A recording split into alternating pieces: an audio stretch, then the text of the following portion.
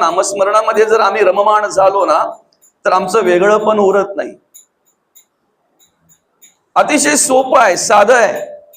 दूची अक्षरांचे काम, दूची अक्षरांचे काम. वाल्याचा वाल्मिक करण्याचं सामर्थ्य नामस्मरणामध्ये आहे, बरं का. फक्त दुर्दैव काय माहितीये का, मी ऐकत असताना तो वाल्या आणतो डोळ्यासमोर, बरं का. आम्ही श्रवण करत असताना त्यांना डोळ्यासमोर आणतो. कधीतरी आम्ही तिथे उभं राहिलो पाहिजे. यांच्यापैकी आमच्याकडे काही आहे का? काय ते प्रत्यक्ष त्या ठिकाणी लुबाडून मारून जोडून जे काय असेल ते करून आणि उदरनिर्वाह करायचे, बरं का. आमच्यासारखे अनेक भेटले ना त्यांना, कमी भेटले का? 7 रांजण काय नुसतेच भरले होते का? आमच्यासारखे अनेक भेटले, संसारिक, प्रापंचिक, स्वतःचा जीव वाचवण्यासाठी प्रयत्न करणारे, स्वतःचा द्रव्य वाचवण्यासाठी प्रयत्न करणारे, बरं का. ज्या वेळेला नारद मुनींच्या रूपामध्ये सत्संग झाला ना, तेव्हा जीवनाचं हेतू कळला, तेव्हा जीवनाचा हेतू कळला. काय? आता उद्धाराचा मार्ग सांगा, आता उद्धाराचा मार्ग सांगा. आसन घालताना वाल्या कोली, ऐका, आसन घालताना वाल्या कोली, आसनस्थ होताना, ध्यानाला सुरुवात करताना कोण होता? वाल्या कोली. ध्यान केल्यानंतर वाल्मिकामध्ये रूपांतर झालं. आम्ही सुद्धा नामस्मरण करताना आमची स्थिती जी असेल ती, पण नामस्मरण करून उठल्यानंतर बदललं पाहिजे. आम्ही देवपूजा करत असताना जी स्थिती असेल ती, पण देवपूजा झाल्यानंतर बदललं पाहिजे. बदल घडावा म्हणून हे सगळं आहे ना, बदल घडावा, परिवर्तन घडावं म्हणून सगळं आहे की नाही. काय दिलं त्याला? दूची अक्षरांचे काम. मरा म्हणता येते, चालेल.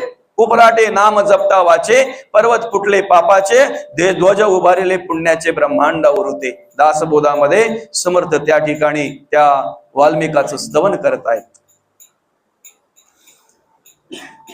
ऋषी होते थोर थोर, बहुती केला कवित्व विचार, परी वाल्मिका सारखा कवीश्वर, न भूतो न भविष्यती. काय म्हणतात समर्थ? परी वाल्मिका सारखा कवीश्वर न भूतो न भविष्यती. आतापर्यंत झाला नाही आणि भविष्यात होणार नाही. कारण पूर्वी केली दुष्ट कर्मे, परी पावन झाला राम नामे, नाम जपता दृढ नेमे, पुण्य सीमा सांडिली. वाल्मिकी जेथे तप केले ते वन पुण्य पावन झाले. राम म्हणता येत नाही, मरा. उपराटे नाम जपता वाचे, पर्वत फुटले पापाचे. नामस्मरण करत असताना आमचा भाव महत्वाचा आहे, आमची निष्ठा महत्वाची आहे, आमचा विश्वास महत्वाचा आहे, आमचा विश्वास महत्वाचा आहे, बरं का. ज्या देवाची आम्ही पूजा करतोय, भक्ती करतोय ना, ज्या देवाचं नामस्मरण करतोय ना, त्या ठिकाणी विश्वासाला खूप महत्व आहे, विश्वासाला खूप महत्व आहे. किती विश्वास असावा? एखाद्या लहान मुलाला आपण असं जवळ घेतो बघा, दोन्ही हातामध्ये पकडतो, असं खिदळवतोय त्याला, असं हलवतोय, ते खिदळते, हसतंय. ते हसायला लागलं की आपल्यालाही आनंद वाटतंय, बरोबर आहे की नाही. ते बाळ हसायला लागलं की आपल्यालाही आनंद वाटतंय ना. ते अजून हसावा, त्याला अजून आनंद व्हावा म्हणून आपण उंच उडवतोय, त्याला उडवतोय ना असं उंच. आता आपल्यापैकी जर एखाद्याला कोणाला असं उंच उडवला तर काय? त्या बाळाला जर असा उंच उडवला ना तर हसतंय, ते अजून हसतंय, अजून हसतंय. वास्तविक सुटलेला आहे ते हातामध्ये, आता ते आता उंच गेलेलं, असं उंच उडलेलं आहे, ते रडायला पाहिजे ना, रडायला पाहिजे की नाही. हसतंय, ते अजून हसतंय, कारण त्याला माहितीये मला ज्याने उंच उडवलंय ना, सांभाळणारा तोच आहे, सांभाळणारा तोच आहे, विश्वास आहे. आणि तेवढा विश्वास आमचा देवावर पाहिजे, श्रीराम प्रभूंवर पाहिजे, तेवढा विश्वास पाहिजे, बरं का. जर तेवढा विश्वास आमचा असेल ना, तर आम्ही घेतलेलं कार्य सिद्धीला गेल्याशिवाय राहणार नाही. आम्ही घेतलेलं कार्य, आम्ही केलेला संकल्प सिद्धीला गेल्याशिवाय राहणार नाही. फक्त विश्वास पाहिजे, आमचा विश्वास पाहिजे, बरं का. नामस्मरण कसं सांगितलंय बघा, ठाईच बैसुनी करा एक चित्त, आवडी अनंत आळवावा. कसं? नाम उच्चारिता कंठी, पुढे उभा जग जेठी, पुढे उभा जग जेठी. देवाला तेच आवडत आहे.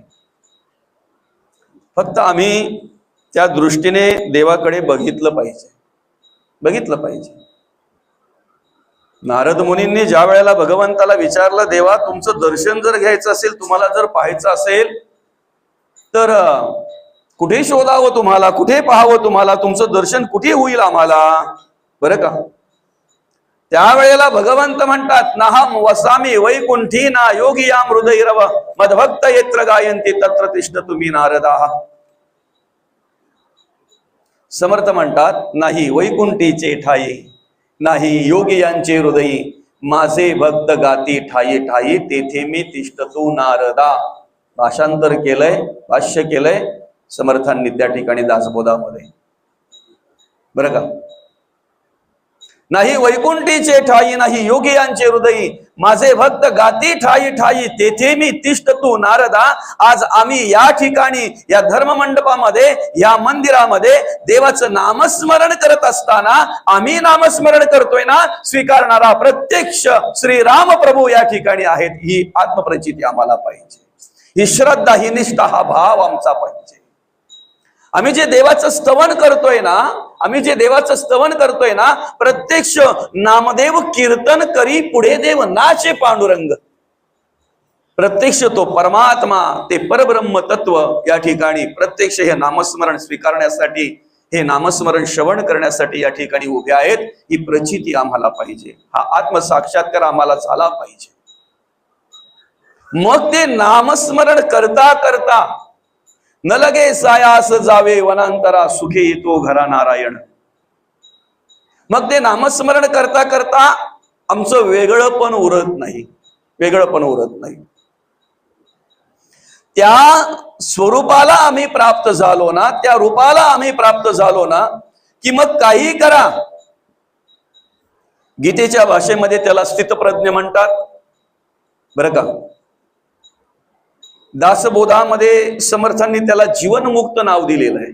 जीवनमुक्त, जे का जीवनमुक्त ज्ञानी, काय म्हटलेलं आहे? जीवनमुक्त म्हटलेलं आहे. कोण?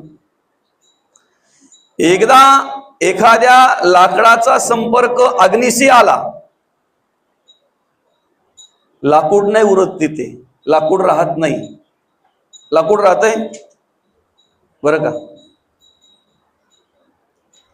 एकदा काय उसापासून साखर तयार केली, एकदा काय उसापासून साखर तयार केली. आता मला सांगा, काय प्रक्रिया आम्ही केली तर त्या साखरेतून पुन्हा ऊस मिळेल आम्हाला? काय प्रक्रिया केली तर आम्हाला साखरेतून ऊस मिळेल? एकदा काय परिसाचा स्पर्श लोखंडाला झाला आणि लोखंडाला परिसाचा स्पर्श झाल्यानंतर त्याचं रूपांतर सोन्यामध्ये झालं. फक्त कल्पना करणं, काय केलं तर पुन्हा ते लोखंड होईल? काय केलं तर पुन्हा लोखंड होणे नाही. दुधातून आम्ही तूप तयार केलेलं आहे, दुधापासून तूप तयार केलेलं आहे, बरोबर आहे की नाही? एकदा तूप तयार झालं की मग पुन्हा काय प्रक्रिया केल्यानंतर त्याच्यातून दूध मिळणार आहे आम्हाला? अनेक दृष्टांत आहेत, असे अनेक दृष्टांत आहेत. आम्ही नामस्मरण करता करता अशा रूपाला प्राप्त झालो पाहिजे की पुन्हा परत नाही, पुन्हा माघारी येणे नाही. काय नामस्मरण का करायचं? आम्ही देवाचं अखंड अखंड स्तवन का करायचंय? भजन का करायचंय? आम्ही का श्रवण करायचं आहे? त्या ठिकाणी त्या स्वरूपाला प्राप्त झालो पाहिजे, बरं का? चौथा दशक आहे ना, नवविधा भक्ती नाम. 9 प्रकारची भक्ती मांडलेली, 9 प्रकारची भक्ती सांगितलेली आहे. श्रवण, कीर्तन, विष्णू स्मरण, पादसेवन, अर्चन, वंदन, दास्य, सख्यात्म निवेदन, बरं का? आणि मग म्हटलेलं आहे मुक्ती चतुष्टय. आधीच नाही, मुक्ती चतुष्टय नंतर आहे, आधी 9 प्रकारची भक्ती आहे. ती एक एक पायरी आम्हाला चढता आली पाहिजे. एक एक पायरी आम्ही पुढे पुढे गेलो पाहिजे. पुढे पुढे एक प्रकारची भक्ती आमच्याकडून घडली पाहिजे. कुठपर्यंत? आत्मनिवेदनापर्यंत. आत्मनिवेदनापर्यंत. आम्ही ज्या ठिकाणी जिथे बसू ना त्या ठिकाणी भगवंताचं नामस्मरण केल्यानंतर पुढे उभा जग जेठी याची प्रचिती आम्हाला येईपर्यंत आम्ही नामस्मरण केलं पाहिजे. बरं का? दुर्दैव काय आहे, आम्हाला सगळे आमचे आठवतात. आमचे कोणच नाही धावले की मग देव आठवतो. धर्मा ये रे बाबा, नकुला ये रे बाबा, अर्जुना ये रे बाबा, सहदेवा ये बाबा. काय कोणच नाही. मग द्वारका दिशा धाव. मग पहिली हाक आम्हाला देवाला मारता आली पाहिजे. बरं का? सतत सतत जर आम्ही नामस्मरण केलं तर आमचं वेगळं रूप राहणारच नाही ना. वेगळं रूप उरणारच नाही ना त्या ठिकाणी. नाही राहणार, वेगळं रूप उरणार नाही त्या ठिकाणी. आपण छोटस आळीचं उदाहरण घेतो की नाही? आळी पाहतोय की नाही? ते घरटं असतंय, ते मातीचं घरटं जे असतंय, ते मातीच्या घरट्यामध्ये छोट्या छोट्या आळ्या असतात की नाही? ते घरटं असतंय भोंग्याचं, घोंगेऱ्याचं. पण ते काय करते? घोंगेरा फिरला फिरला फिरला फिरला की येऊन त्या आळ्यांना टोचतंय. मग आळ्यांना टोचत असल्यामुळे सतत सतत सतत स्मरण आळ्यांकडे कोणाचं असतंय? त्या घोंगेऱ्याचं असतंय. आता येईल टोचून जाईल, आता येईल टोचून जाईल. कोणाचं स्मरण करतात ते? कोणाची आठवण करतात ते? आणि आपण एक स्मरणात ठेवा ना, आम्ही ज्याची आठवण करतो ना,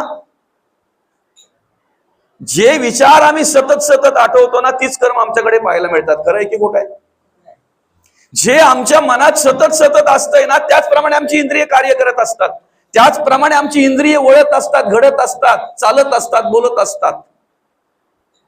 बरोबर आहे ना? तसं सतत सतत स्मरण करून आळ्या कोणाचं स्मरण करतात? भोंग्याचं, घोंगेऱ्याचं. आळीचं रूपांतर घोंगेऱ्यामध्ये होत आहे. मग आम्ही एवढं स्मरण केलं पाहिजे, एवढं एक आठवण केली पाहिजे, एवढा एक आत्मबोध घेतला पाहिजे की जर नुसतं घोंगेऱ्याची आठवण करून जर आळीचं रूपांतर घोंगेऱ्यामध्ये होत असेल, त्या भुंग्यामध्ये होत असेल, तर आम्ही जर भगवंताचं नामस्मरण सतत सतत केलं तर वेगळं पण उरेल का? वेगळं पण उरेल. दासबोधामध्ये समर्थ म्हणतायत का सरिता गंगेशी मिळाली, मिळणी मागे एकची झाली, मग जरीही ती वेगळी केली तरी होणार नाही सर्वथा. बरं का? मी पत्रकावर बघितलं, या ठिकाणी दासबोधाचं पारायण आपण केलंय म्हणून विशेष करून तिकडे वळलो आपण. बरं का? दासबोध पारायण आहे ना, गुढीपाडवा ते श्रीराम नवमी, श्री दासबोध पारायण. काय म्हणतात समर्थ? सरिता गंगेशी मिळाली, मिळणी मागे एकच झाली, मग जरी ती वेगळी केली तरी होणार नाही सर्वथा. आमची काळू नदी सागराला जाऊन मिळते, इकडनं भातसा नदी सागराला जाऊन मिळते समुद्राला, तिकडनं इकडनं उल्हास नदी, तिकडनं भातसा नदी, नाही का? तिन्ही सागराला जाऊन मिळतात, समुद्राला जाऊन मिळतात. एकदा समुद्राला जाऊन मिळाल्यानंतर आम्ही वेगळं करू का? हे भातसा नदीचं पाणी आहे हा आमच्या, हे आमच्या काळू नदीचं पाणी, हा हे तिकडे चाललंय ना, ते उल्हास नदीचं पाणी आहे. बरं का? करू का वेगळं आपण? आम्हाला नामस्मरण करता करता त्या स्वरूपाला प्राप्त होता आलं पाहिजे, वेगळं पण नाही. वेगळं पण नाही. त्यासाठी पहिले आमचा मी मेला पाहिजे. काय समजतंय ना? एखादे नामस्मरण जर करत असतील, घरामध्ये पूजा जर करत असतील, बरं का, देवपूजा जर करत असतील आणि त्यांच्या मुलाला जर शेजाऱ्याने विचारलं, दादा बाळा, अरे बाबा कुठे गेले? देवपूजा करतायत. हे महत्वाचं आहे. त्या लहानाला कळतंय, त्या लहानाला कळतंय, त्या लहान मुलाला कळतंय. काय? हा, कोणाची? देवपूजा करतायत देवाची. ज्या दिवशी देवच देवाची पूजा करेल ना, त्या दिवशी आमच्या मधलं अंतर संपलेलं असेल. देवाच्या मधलं आणि आमच्या मधलं अंतर संपलेलं असेल आणि ते अंतर संपवायचं आहे म्हणून या ठिकाणी 9 दिवस आम्ही नामयज्ञ सुरू केलेला आहे. चैत्र शुद्ध प्रतिपदा ते चैत्र शुद्ध नवमी, 9-10 दिवस या ठिकाणी आम्ही काय ह्या कार्यक्रमाचं आयोजन का केलेलं आहे? तो डिस्टन्स जो आहे ना, जो मधला अंतर आहे ना, तो आम्हाला काढून टाकायचा आहे, संपवायचा आहे, आम्हाला काढून टाकायचं आहे. आणि ते आमच्या हातात आहे ना. तूच आहेस तुझ्या जीवनाचा शिल्पकार. माऊली काय म्हणतायत? आपुली आपण करा सोडवण संसार बंधन तोडा वेगी. बरं का, फक्त महत्वाचं काय माहितीये का? ते नामस्मरण करत असताना आम्ही अंतःकरणापासून केलं पाहिजे. आम्ही देवपूजा शरीराने करतोय की मनाने करतोय याला खूप महत्व आहे. शरीराने देवपूजा करणारे अनेक आहेत, मग त्यांच्यासाठी म्हटलेलं आहे आपल्या शक्तीनुसार. पुन्हा दासबोध काय म्हणतायत? आपल्या शक्तीनुसार भावे पूजावा परमेश्वर, परंतु पूजू नये हा विचार कोठेची नाही. शरीराने देवपूजा करणारे अनेक आम्हाला पाहायला मिळतात. जे मनाने देवपूजा करतात ना, ते देवाला प्राप्त होतात, त्यांच्यावर देवाची कृपा होत असते. बरं का, आणि म्हणून मग या ठिकाणी जगद्गुरु तुकोबा म्हणतायत, ऐसे धरोणिया ध्यान मने करावे चिंतन. आम्ही शरीराला कामाला लावतो आणि मन कुठेतरी भरकटत असते. आता इथेच बघा ना, बसलेलं किती मिनिटं झाली बरं आपल्याला? बापरे, जवळजवळ पाऊण तास झाला. समजलं पण नाही कसं पाऊण तास झाला ते काय. हो, पाऊण तास, जवळजवळ 40 मिनिटं आम्ही या ठिकाणी बसलोय, प्रवचनाला श्रवण करतोय. फक्त प्रत्येकाच्या मनाला विचारा, कुठे कुठे जाऊन आला रे तू? आता इथे बसलेला असताना सुद्धा कुठे कुठे जाऊन आला? काय शरीर इथे बसलेलं आहे, आमचं तन इथे बसलेलं आहे, मन कुठे आहे? आणि परमार्थात तनाला महत्व नाही, मनाला महत्व आहे. ऐकताय ना? परमार्थामध्ये भक्ती करत असताना तनाला महत्व नाही. तनाला जर महत्व असतं ना, तर काका इथे समोर बसलेत. काका किती वय आहे तुमचं? 78, 78. बरं का, 78. कोणाचं? बाबांचं. अरे वा वा वा, 84, 78, 84. बरं का, तनाला जर महत्व असतं तर इथे शरीराकडे बघितलं असतं. पण आमच्यापेक्षा मनाने सशक्त आहेत, आमच्यापेक्षा मनाने सशक्त आहेत ना. कारण ह्या वेळेला आमचं मन कुठे असेल आम्ही सांगू शकत नाही. सांगू शकतो आपण? इथे तनाला महत्व नाही. तनाने शरीराने अशक्त असला तरी चालेल, मनाने सशक्त पाहिजे. आणि जो मनाने सशक्त आहे तोच भगवंताचं नामस्मरण करू शकतो. काय इथे नामस्मरणाला जे उभे असतात ना, तरुणांपेक्षा वृद्ध जास्त आहेत ना. खरंय की खोटं आहे? आता मी इथे आल्यापासून तर 3-4 वृद्धच बघितले मी. त्यांना वृद्ध म्हणाल तुम्ही? त्यांना वृद्ध म्हणाल तुम्ही? ते परमार्थातले खरे तरुण आहेत. परमार्थातले खरे तरुण आहेत ते, ज्यांच्या अंतःकरणामध्ये देव कार्याची प्रेरणा निर्माण झालेली, स्फूर्ती निर्माण झालेली आहे. परमार्थाच्या दृष्टिकोनाने खरे तरुण आहेत ते. आता साधं उदाहरण आहे बघा. आमचं शरीर सशक्त व्हायला बऱ्याच प्रकारे आम्हाला व्यायाम करावा लागतो. जिमला वगैरे जातात नाही का? बरोबर आहे की नाही? नुसता व्यायामच का? जिम मधून आला आणि जर लाया कुरमुऱ्याच खायला लागला तर त्याला जेवण पण तसं पाहिजे, सात्विक आहार पाहिजे, शुद्ध आहार पाहिजे, आहार मजबूत पाहिजे. बरोबर आहे की नाही? व्यायामाबरोबर आहार पण पाहिजे त्याला. तसं आमच्या मनाला सशक्त होण्यासाठी श्रवणाची गरज आहे, प्रेरणेची गरज आहे, स्फूर्तीची गरज आहे, कृपेची गरज आहे, संतांच्या आशीर्वादाची गरज आहे. जर मनाला परमार्थात सशक्त ठेवायचं आहे तर, परमार्थ करण्यासाठी जर सशक्त ठेवायचं आहे तर, शरीराने पूजा करता करता आम्हाला मनालाही ते काम लावून देता आलं पाहिजे. मनाने नामस्मरण केलं पाहिजे, चित्ताने नामस्मरण केलं पाहिजे, अंतःकरणपूर्वक नामस्मरण घडलं पाहिजे. कारण सगळ्या गोष्टींमध्ये आमच्या ह्या गोष्टी खूप महत्वाच्या आहेत. परमार्थात अंतःकरण पंचकाला खूप महत्व दिलंय बरं का माऊली. परमार्थात अंतःकरण पंचकाला खूप खूप महत्व दिलंय. ज्ञानेंद्रिय पंचक आहे ना, कान, नाक, त्वचा, डोळा, जीभ यापैकी एखादा नसला तरी दृष्टी नसलेल्या सुरदासांकडून पांडुरंग परमात्म्याची अर्थात